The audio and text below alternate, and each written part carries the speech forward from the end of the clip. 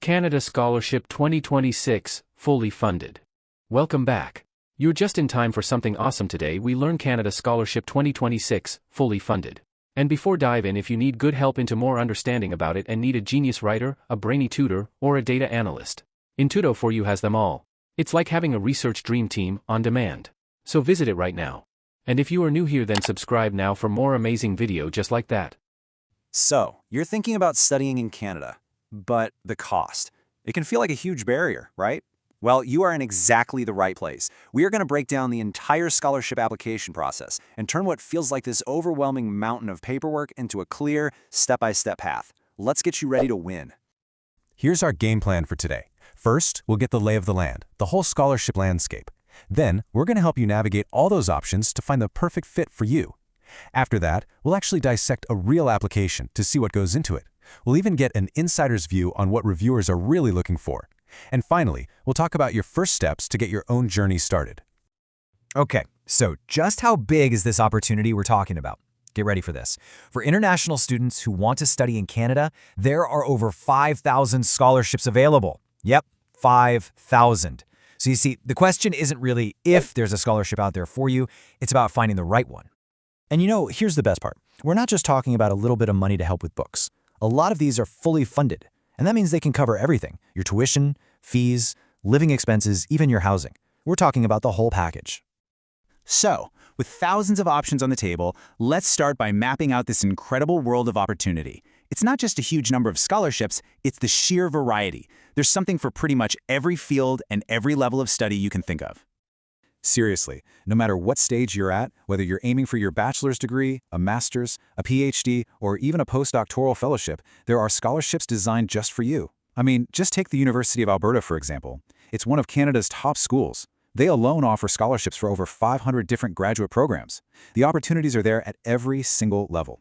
If you find any stressed about its understanding, just explore Intudo for you for personalized guidance and support on your journey. Our expert guides are here to help you every step of the way. Just visit and start your path to success.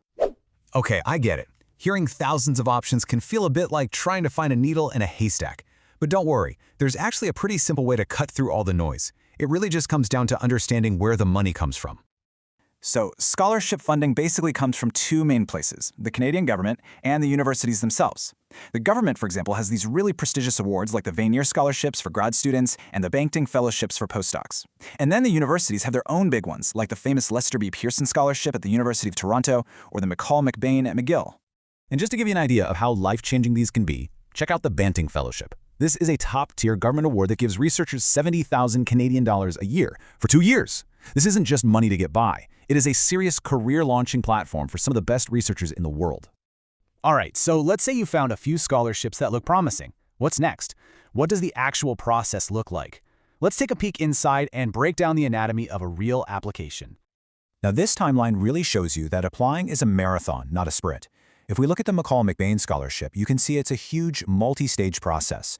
First, you apply for the scholarship itself. Then, a few months later, you apply to the university. After that, there are interviews, and then even more interviews. The whole thing can take almost a full year before you even set foot in a classroom.